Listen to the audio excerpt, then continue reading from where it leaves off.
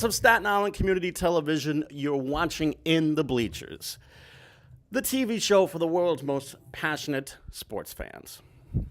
Hello, everyone. Good evening. I'm Jaime Hixson. Sorry that we were a little bit late a few moments ago. Unfortunately, we're literally working on autopilot right now because things are so busy that we really don't have a director right now, so I have to be the one to sign us in and sign us out. And from this empty chair that's over here, Hector is running a little late as well. He's actually running around out in the hallways trying to take care of some personal business, but he will be with us in just a few moments. In the meantime, we're very happy that you could join us this evening. Now, if there's a story that you want to share on the show, then we would love to hear about it. So please contact us through our show's Facebook page or through Twitter. And you can also see past episodes of past shows on YouTube. And you can also contact us on Snapchat and Instagram. And look who finally decided to show up 2 minutes late. Well, the problem was I had this problem with this girl. She wouldn't let me go. And I don't care if you believe me or not, but this is the truth. So, but the kindness of my heart, and I finally finished, or I made her pleasurable, I decided to come in and say that I am the hardest, baddest, sexiest man on cable access TV. Yours truly, Hector Bosa, from the Home Invaders Variety Show, and independent wrestling. Correct? When are we ever going to go back to co-hosting independent wrestling? I missed that show. You have to speak to the producer about that one. Who, by the way, is running around in the hall somewhere. Yes, she is running around the hall. And, there's a lot to talk about. Oh, you could say that again.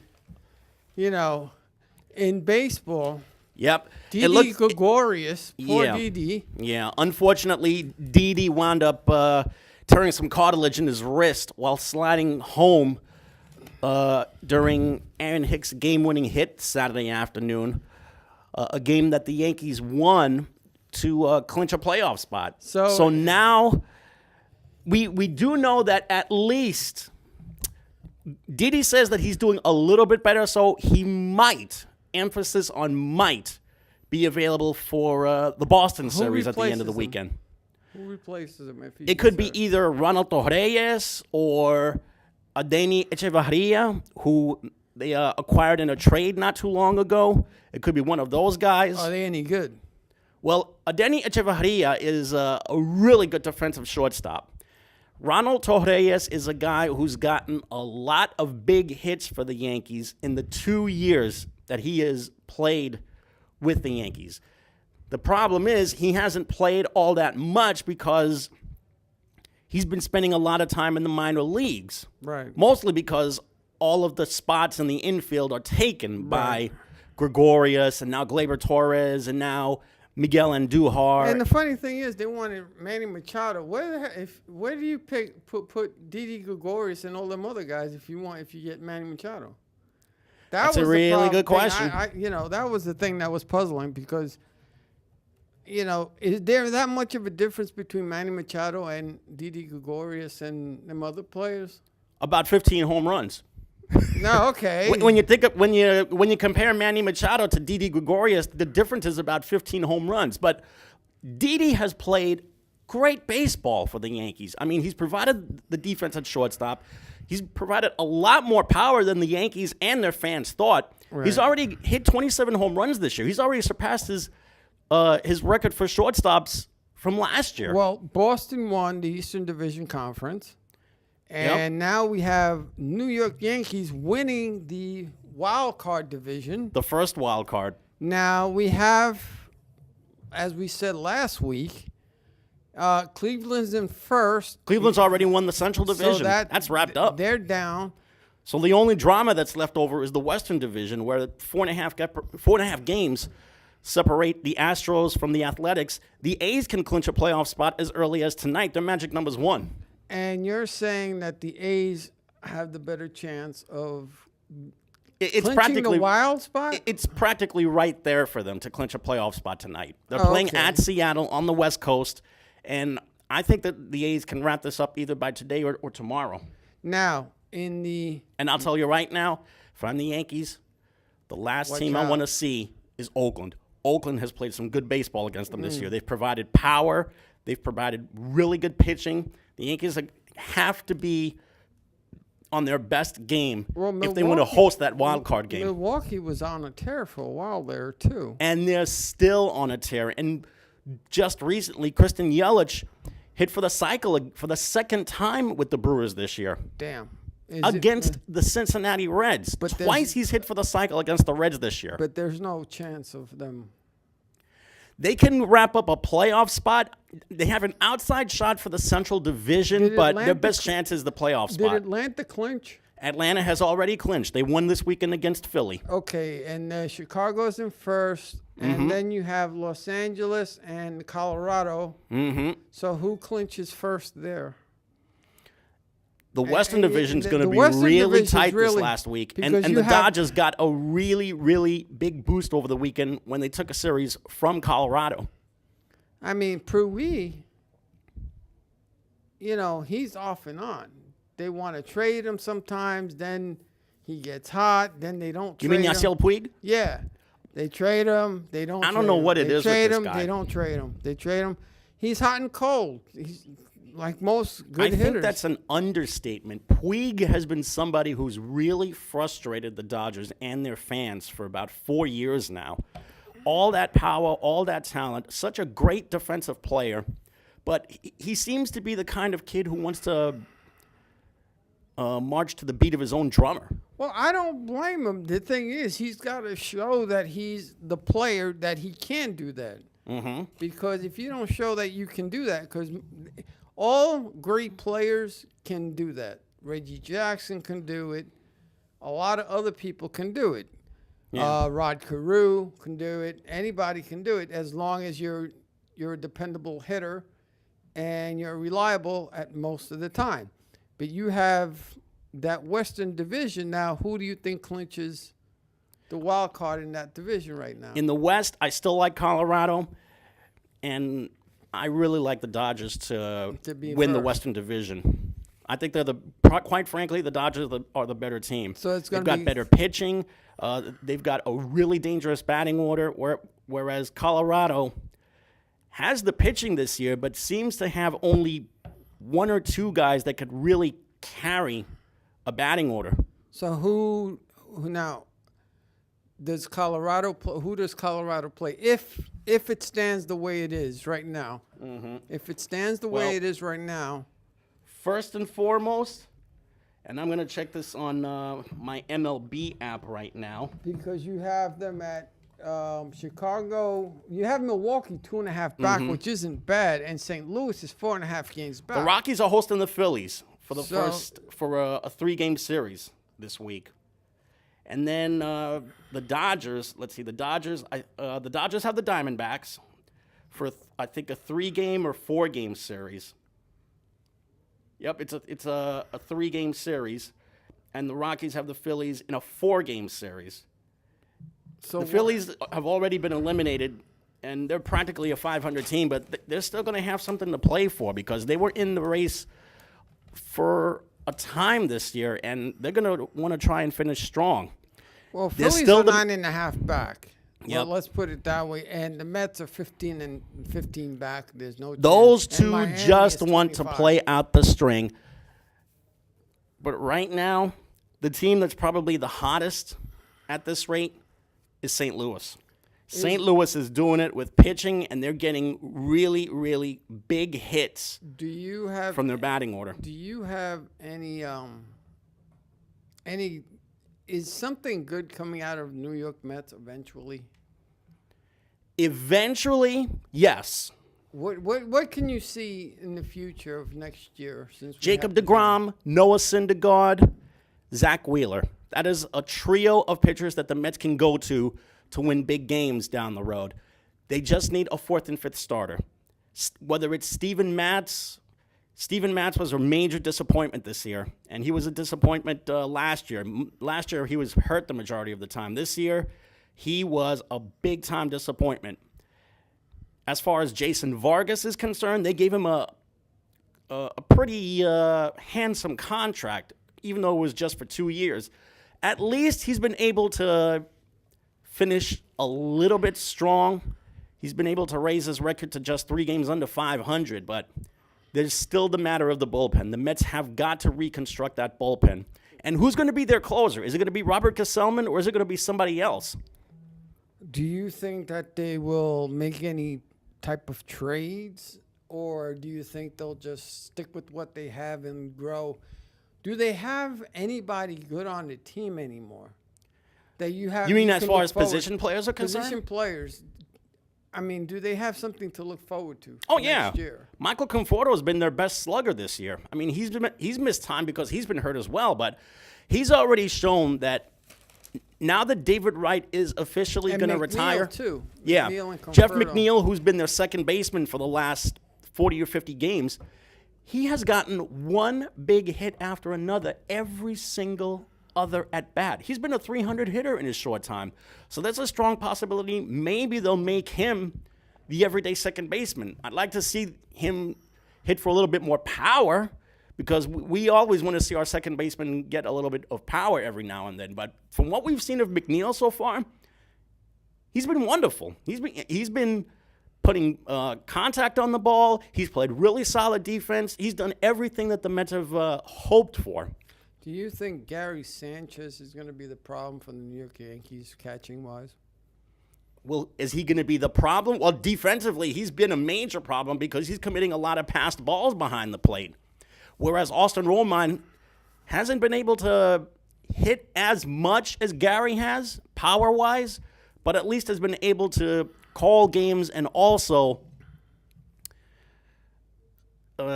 really solidify the defense behind the plate. Gary Sanchez's major problem right now, number one, is staying healthy. Number two is keeping his target on the plate. His groin area seems to be bothering him.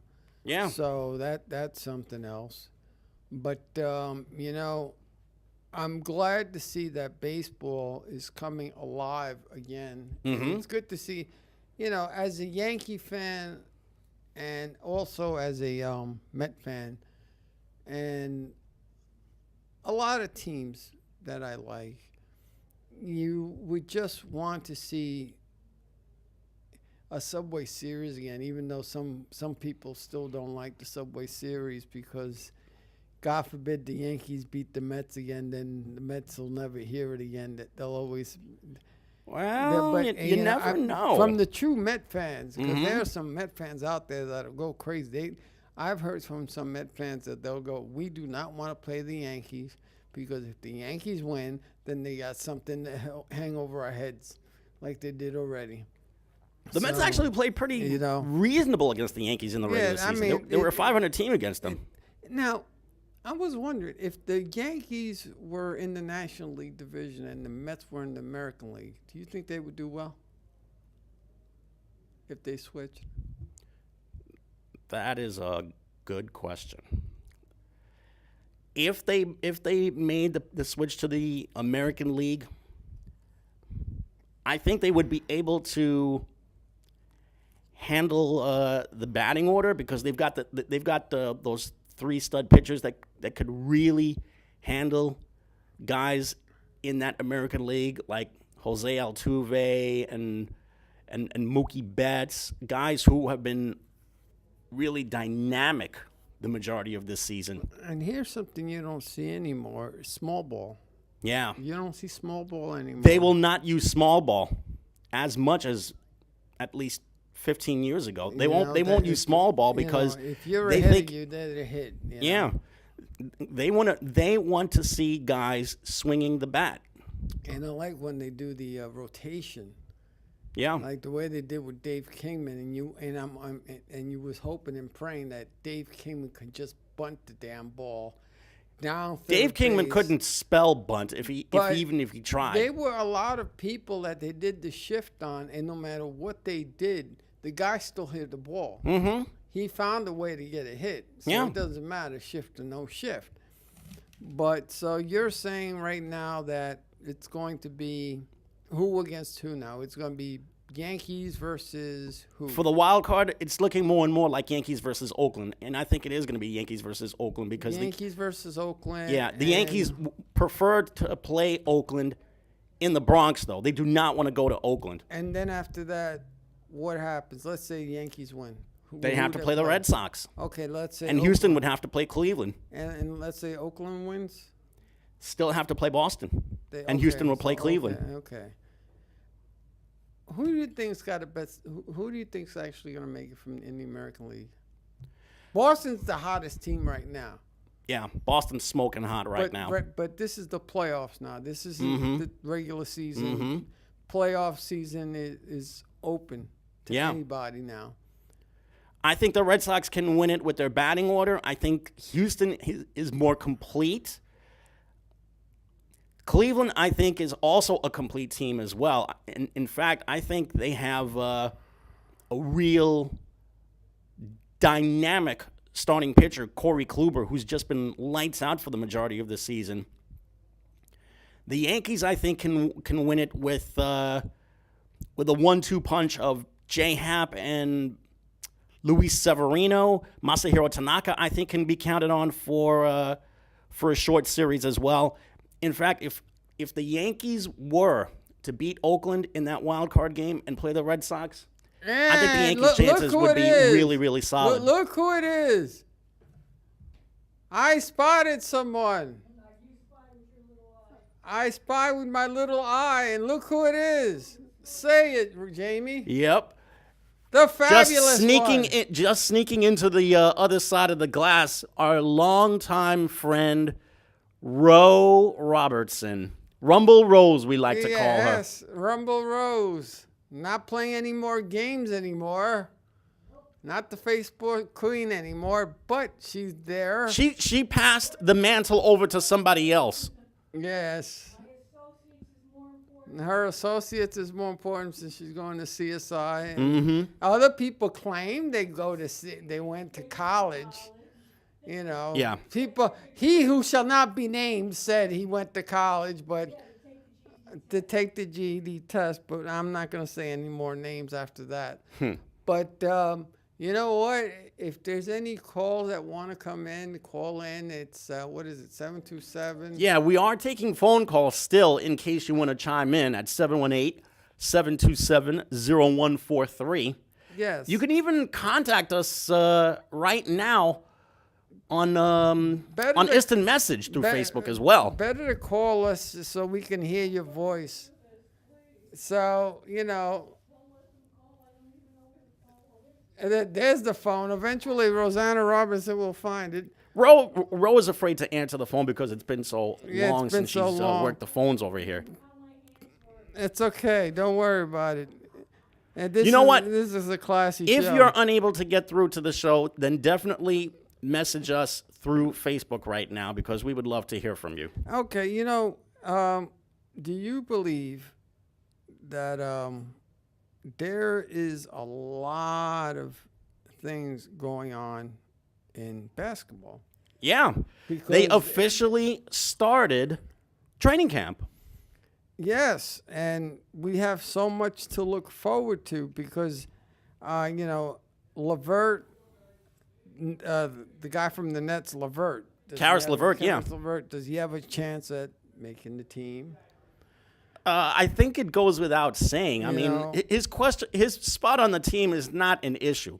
His issue is whether he can stay healthy, first of all, and second of all, whether he can provide enough scoring for the Nets to get to that next level. And the other funny thing is that now you have Kyrie Irving.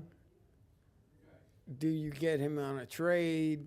Jimmy Butler officially wants out of Minnesota and and I don't even want to say request because these guys don't really do requests. He demanded a trade. At least he wants out of Minnesota. And you know what's funny? He's one of those people that actually wants to go to New York Knicks.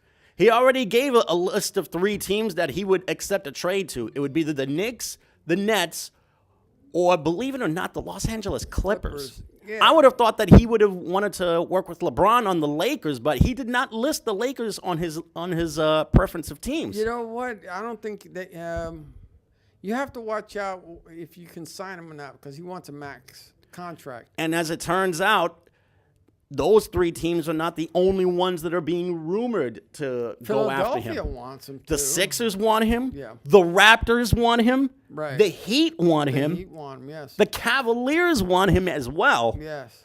That's a long list of teams that are going to try and make a deal for him. I'll tell you what, you put him on a contender, he will easily get a team to the next round of the playoffs. He's going to be 30 years old next year, I think. Mm-hmm. And you have to wonder, do you give a max deal to a 30-year-old person?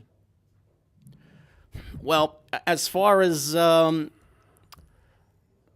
max deal, keep in mind that there's really no gargantuan contracts that are being given out as far as length is concerned. They're only giving out 5 years now. 5 years, 190 million. Yeah. The money is just astronomical, though. I mean, there are guys that are going to make close to $40 million this upcoming season. Yeah, and you also got Kyrie Irving that wants to leave the Celtics. Kyrie Irving, I would be really worried about because he's had a really bad habit of getting on the injured list and not staying healthy. To answer your question about Jimmy Butler, would I give him a max contract? Yeah, I would give him a max contract because he's that good. More importantly, he's durable. I would love to see him and Kyrie on the same team with the Knicks. Imagine that happening. The backcourt would be a hell of a lot better, and they would have their first real point guard since Clyde Frazier, and their first real shooting guard since maybe Allen Houston. And if Kristaps Porzingis actually comes through and Kevin Knox actually plays the way he's supposed to be playing, that's a hell of a basketball team. From what I understand, Kristaps Porzingis has been hitting the weight room a lot. Yeah. And he's looking pretty buff. Well, Frank Ntilikina too. He gained 20 pounds, but all of it is muscle. Yeah. A lot of those, Trey Burke, Moutier. Yeah. Every one of those guys are pushing muscle. And they're still young age, 19, 20. They're still enough to grow there. That's the whole thing with them. You know, the Knicks have a really super young team. Now, will half the team that's the problem, though. Will half the team be there next year since they have a 1-year contract? The majority of those people have 1-year contracts next year, such as Enes Kanter, such as Moutier, and all them other guys. They also signed Mario Hezonja to a 1-year deal. So you got all those guys with 1 year because they want to see if they can attract Jimmy Butler. They want to see if they can attract Kyrie Irving. The one question that I have is Kristaps Porzingis. That is, how do you give a guy a max contract if he hasn't played? You don't. You see him you sign him for 1 year and then say, okay, we're going to give you a max contract. I would definitely go that route, at least for 1 year. I want to see if his knee holds up. But that's even assuming that he's going to play at the very end of the year. Because to be quite honest with you, he's playing it safe. He's not gonna let anybody know when he's returning. The Knicks want him to play it safe. They're not tipping their hands either. Why even bother rushing back from a knee injury of that magnitude, knowing full well that his contract year is going to be approaching soon, and he still has a long ways to go in his rehab? Well, Dolan said at one point that he wasn't going to see him until next year. Can you really take this knucklehead at his word? They're either predicting Christmas or he's not going to play until next year. if he's smart with a knee injury like that, I would sit out the whole season and just try and rehab as much as possible. You know, because The worst thing he can do is rush back, especially when he knows that the upcoming season is going to be a lost season anyway. you know, we got to get the list of the teams, and we got to figure out who is what and how they're going to do. Well, we could do that right now. Okay, go ahead. Give me the list of the teams. How do you want to do this? Do you want to talk about them per conference, or do you want to talk about them in alphabetical order? Yeah, per conference. Per conference. All right. Let's talk about them in the Eastern Conference. Let's start with the Atlantic Division. There, of course, are the two local teams, the Knicks and the Nets. We've already discussed the Knicks. Yes. And how do you think the Nets are going to fare? To be quite honest with you, I don't think they're going to win any more than 25 to 30 games, which is the same amount that they won last year. Last year, they won 28 games, which, quite frankly, is an improvement considering that they won only 20 the year before. How many do you think the Yankees the Knicks are going to win? 30? If they're lucky, yes. If anything, I want to see Kevin Knox get a lot of playing time this year. If anything, he needs to start. That way he can really show what he's made of. And after seeing what he did in the Summer League, think what would happen once he takes the floor for exhibition games. And speaking of those exhibition games, they officially start Friday. The Celtics are playing the Hornets, and the Sixers are going to be playing a team from Australia, Melbourne United. Well, okay, let's go with the Celtics for a minute, because how do you see the Celtics? I think as right team? Now, as a team, they've got one of the most loaded. Yeah, they're loaded. They're really loaded with Kyrie, and also Gordon Hayward is coming back from that major injury that he suffered at the beginning of last year. So he's 100%. You combine those two with kids like Jaylen Brown and the other kids that they have.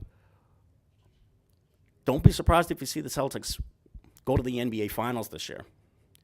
And that leads to the other favorite for the conference finals this year, the Sixers. The Sixers.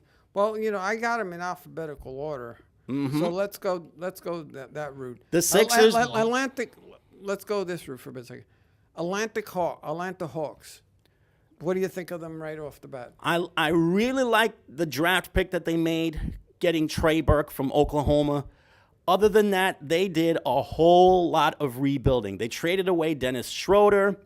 They also wound up buying out Carmelo Anthony's contract when they made the deal with the Rockets.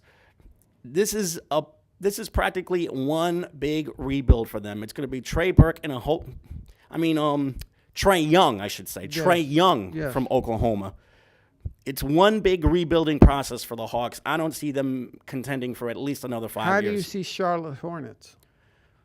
They got a decent team. They're not the players that they have are good. They've got really good, decent young players. But the problem is they have major issues defensively.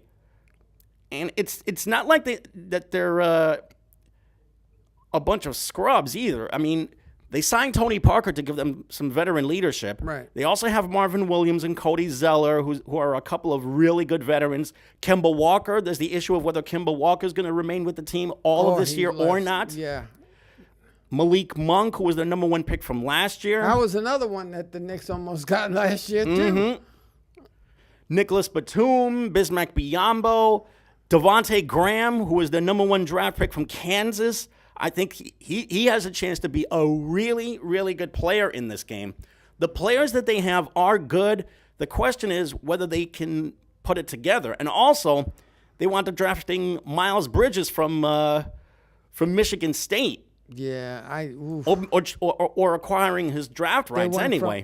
He went from Philly to the Los Angeles Clippers, and now to the Charlotte Hornets. That means he's been traded twice over the summer. Wow. Chicago Bulls, what do you think of them? Wow. Are they that bad? Are they gonna be? They that have bad? a chance to be really, really bad this year.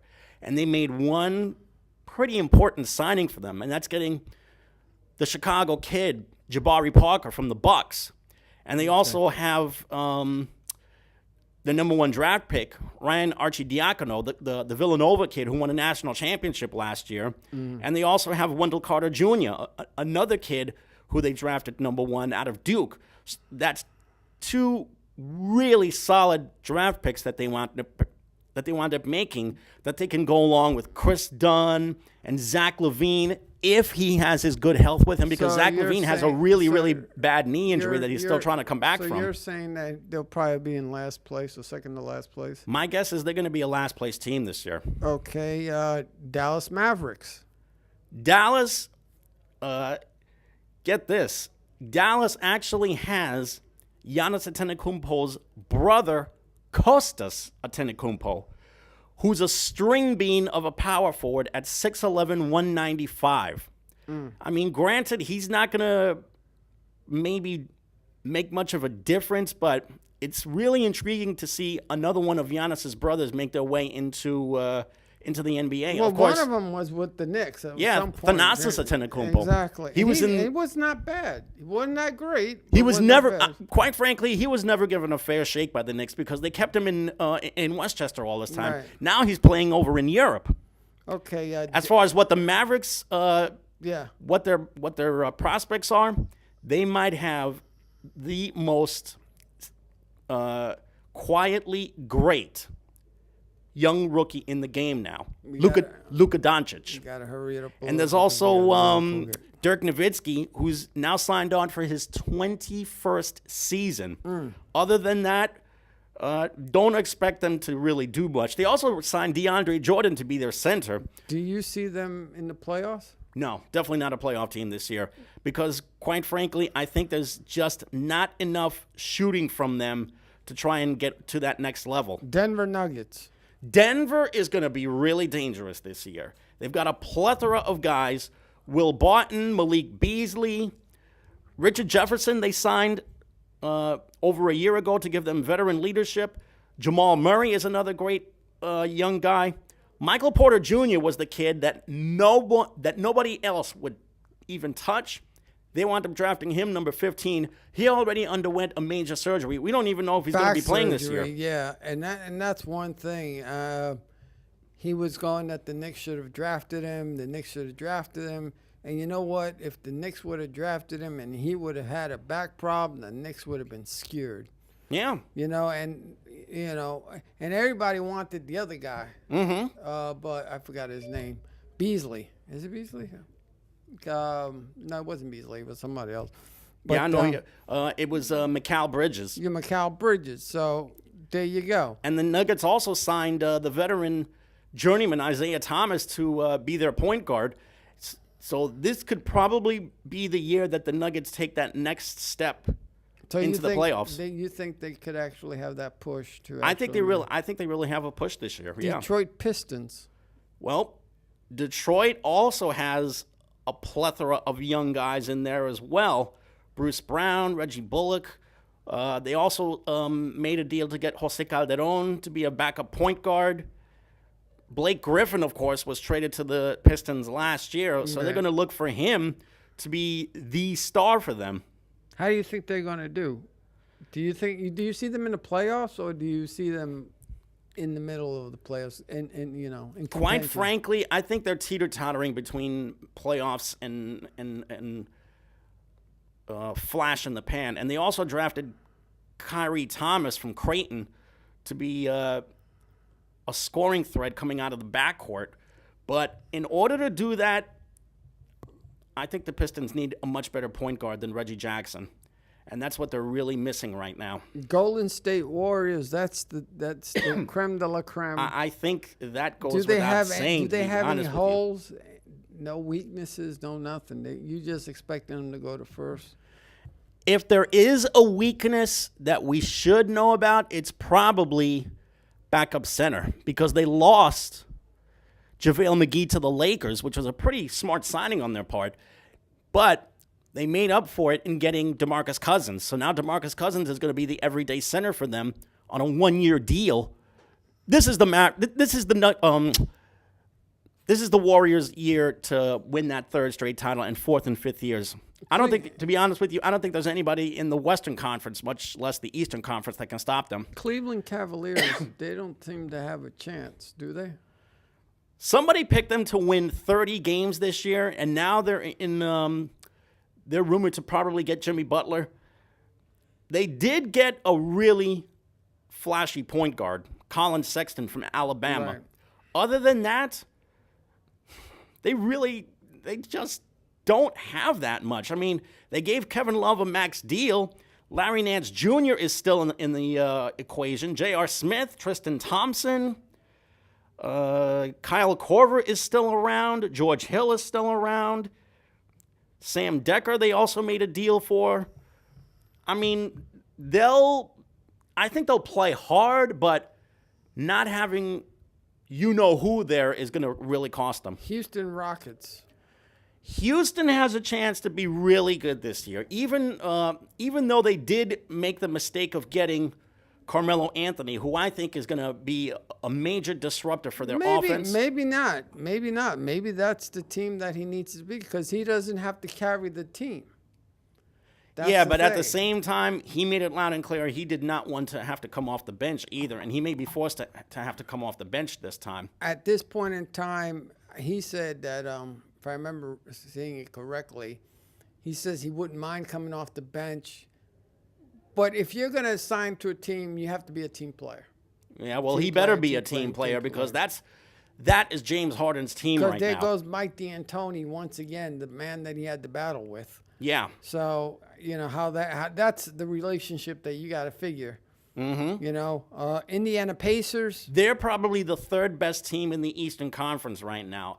After the season that they had last year, with Victor Oladipo, of all people, leading the way, and also seeing Miles Turner grow by leaps and bounds at center, and Domantas Sabonis playing such a great role as a big man, and lost in all this, they also signed the ex-Knick Kyle O'Quinn for some front court help. Yeah, for 1 year. And another ex-Knick they brought in, Doug McDermott, they brought in for shooting. Look at that. Another Knick. And they wound up signing Tyreek Evans, the swingman, who was a brilliant signing for them. I think the Pacers have a really strong chance to challenge for a spot in the Eastern Conference Finals this year. The LA Clippers seem to be having a little problem.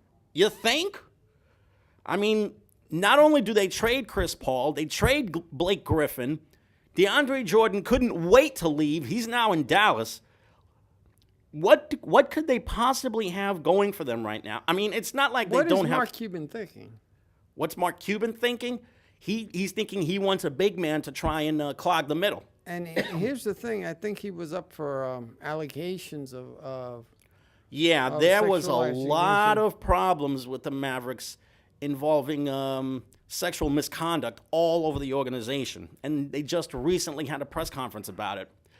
As far as the Clippers are concerned, I mean, they do have decent players. I mean, there's Patrick Beverley, and on a side note, the Seton Hall kid, Angel Delgado, got signed. So it's great to see him find some work after not being drafted. Danilo Gallinari is going to be there. They also have the rookie Shai Gilgeous-Alexander as well, who they wound up getting from Kentucky. Right. Montrezl Harrell was a really good role player for them, playing minutes on the front line. Luke Mbamute they wound up bringing back as well. There's also Mike Scott, Sindarius Thornwell, and also Lou Williams, who was pretty underrated in a supporting role in the backcourt last year. I think the Clippers maybe could be a 500 team if they're lucky, but I think they need that one big star to get them to the next level. Could it be Jimmy Butler? Who knows? Los Angeles Lakers. What can you say about them that did they do the right moves, or did they go from young, all good young, to old all of a sudden? I think they made the most obvious move, signing LeBron, first of all. but it was what they brought in, who they brought in after LeBron. Rajon Rondo. Rajon Rondo, Lance Stevenson, JaVale McGee, and Michael Beasley also, the ex-Knick. And, of course, there's the plethora of young players that he's going to be working with, like Lonzo Ball and Josh Hart, who's in his second year, Brandon Ingram, the number 1 draft pick, Moritz Wagner, who might have a chance to fill in some minutes on the front line. And the funny thing is about that, they were talking about Lonzo Ball's father interfering with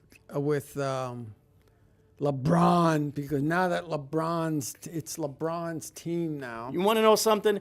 He needs to shut his mouth and recognize who is on that roster now. His son never got picked. He's not the one that's running the roster. The Bus family is. His son never got picked.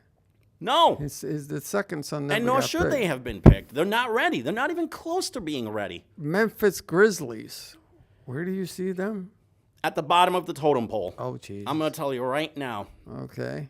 Why? I mean, well, for one, they have literally very few scoring options to try and look for.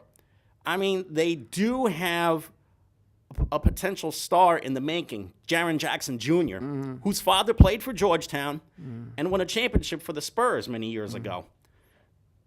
Jaren Jackson Jr. has a chance to be a really, really good player for them. Well, you have Miami. Well, we talked about the Memphis Grizzlies, Miami Heat, and the Milwaukee Bucks. Yeah. Where do you see both of those teams? Well, first off, I see Miami saying goodbye to Dwayne Wade at the end of the year, because not only did he re-sign for one more season, it's also going to be his final season. Miami, after him, they've got quite a bit of youngsters, and they also brought in, or they brought back, I should say, Udonis Haslem, a guy who's been around 15 years with the Heat. Okay. Other than that, they've got really, really good role players to work with. They still got Hassan Whiteside, who they have not traded yet. Justice Winslow. They're trying to trade. They've been trying to trade him for the longest time. He's got a big contract. But he's a good player, though. That's the thing. He's a damn good player. A damn good defensive player as well. And aside from that, Dion Waiters wound up getting re-signed as well. Kelly Olynyk was a very good supporting player for them on the front line. James Johnson was a good supporting player for them. Wayne Ellington as well. Don't be surprised to see the Heat make a little bit of noise in the Eastern Conference this year. I think they could probably maybe take the 7th or 8th seed. Minnesota Timberwolves and the New Orleans Pelicans. Now, those are troubled teams, it seems. Yeah. Minnesota is going to be really good this year, but Tom Thibodeau is a piece of work, because they don't know if they want to get rid of him or not.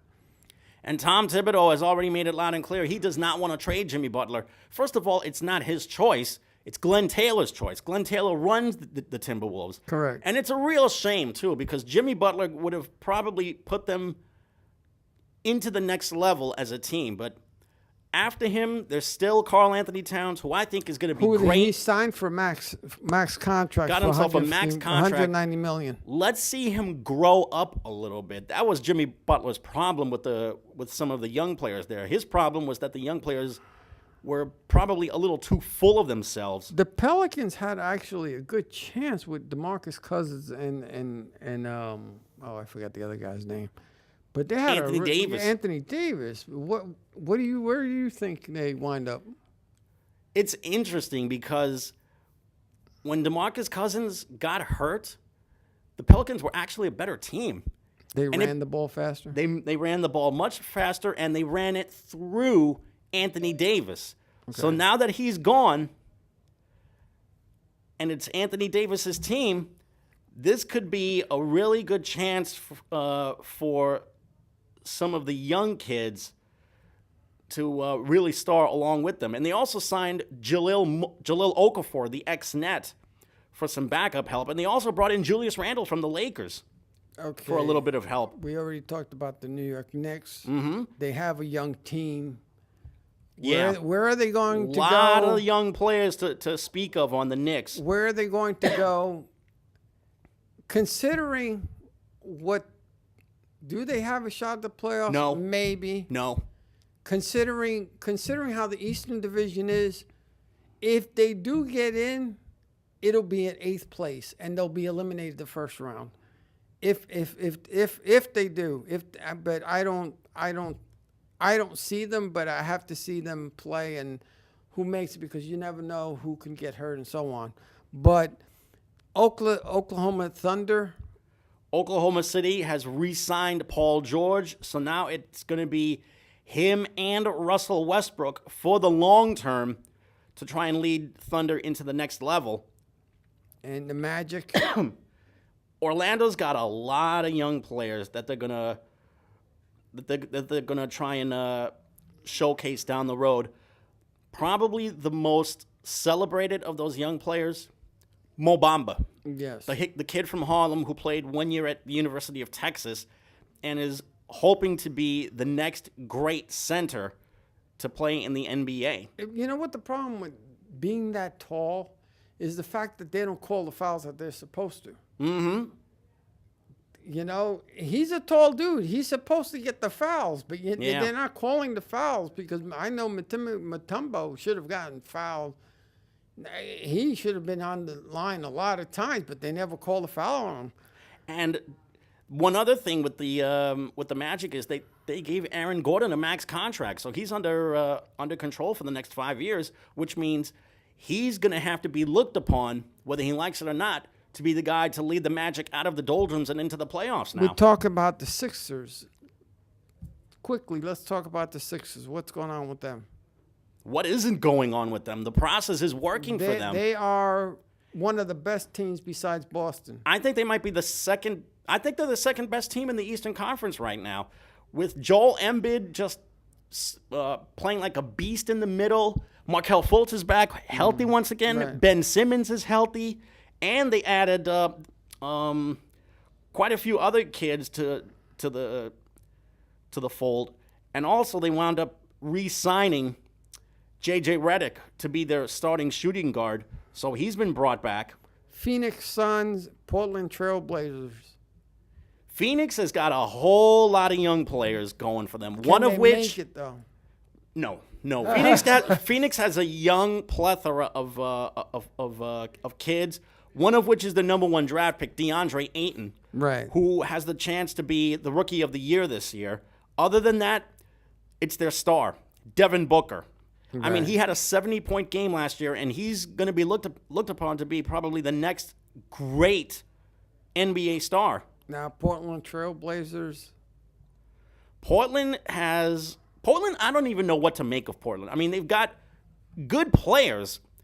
In addition to having Damian Lillard and C.J. McCollum, there's also a really intriguing young rookie, Anthony Simons, who was drafted in the second round right out of high school. He didn't play college ball. He wound up, if I'm not mistaken, I think this was the kid that wound up playing pro ball in Australia for a year before he decided to realize his NBA dream. And last but not least, the San Antonio Spurs. Give it away. San Antonio Give it away. San Antonio is now without their big three. No more Tim Duncan. No more Manu Ginobili. They both retired. And, of course, Tony Parker signed with Charlotte. They did make a really intriguing draft pick, Lonnie Walker IV from the University of Miami, who I think has a chance to be really explosive for them. Other than that, it looks like this is going to be LaMarcus Aldridge's team for the time being. And also, the Spurs wound up trading their star to the Raptors to get DeMar DeRozan. Now, I want to talk to you because we got 9 minutes left. The Chiefs, 38, the 49ers, 27. Tell me about that. Bad news for the 49ers. The guy that Garoppolo hurt his knee. Yeah. Not only did he hurt his knee, he tore his ACL. He's gone for the rest of the year. Geez, so their prospects are done. And Bills. And once again, yes, Patrick Mahomes has shown he is ready for big time because he's led the Chiefs to a 3-0 start at quarterback. Bills 27, Vikings 6. That was a shocker because no one expected the Bills to do anything with their rookie quarterback, Josh Allen, but he did very well for himself yesterday. Seattle Seahawks 24, Cowboys 13. Well, it's nice for the Eagles and Redskins and Giant fans to see the Cowboys knocked off of their high horse. And it's also really important for the Seahawks to get that big win. Russell Wilson had a really huge game for them yesterday, and the Seahawks defense was just phenomenal. Well, right now Miami's in first place with 3-0, but the Ravens 27, Broncos 14.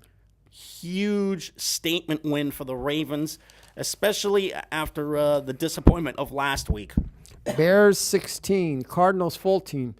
Close game. Very close game. And more importantly, the Bears are 2-1 right now. Yes, and of course they are. Let me see. They are in.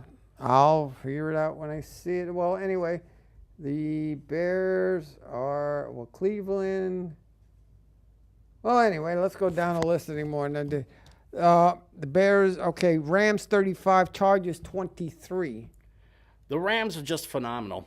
Absolutely phenomenal. They won the so-called Battle of Los Angeles yesterday, but that's not really a true Battle of LA in my eyes. No, that's true because it's the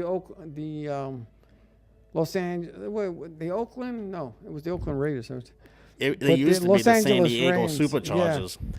Titans 9, Jaguars 6. What a big score! 9-6.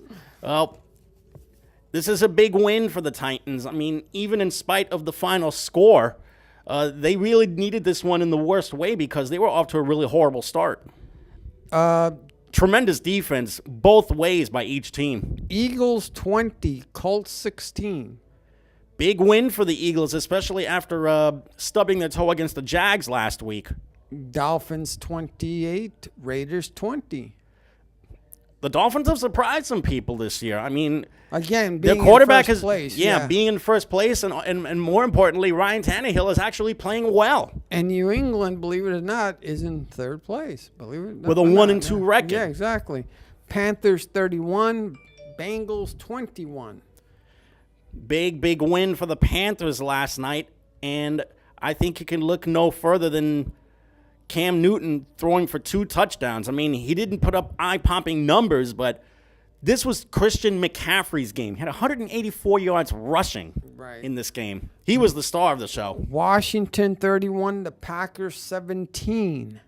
The big story of that game was the so-called roughing the passer penalty called against Clay Matthews.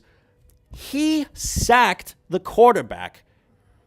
How is that roughing the passer? What, all because he brought the guy to the ground? It was just a horrible call. That's the problem. That overshadowed everything that happened else in the game. That's the problem you're going to have with the system of hard hitting and not hard hitting. Giants 27, Texans 22. Boy, did the Giants need this, especially against a dangerous team like the Texans that was also winless. And once again, who was the star of the game? Saquon Barkley. And Eli Manning playing a very, very important supporting role with them. Because right now, in the Eastern Division, you have Miami in first place, New England with 1-1. Actually, they're 1-2 now. New England lost last night. That's right. Buffalo is 1-2. Jets are 1-2, so they're not too far. On the South, Tennessee's 2-1. Jacksonville 2-1. Indianapolis 1-2. Houston 0-3.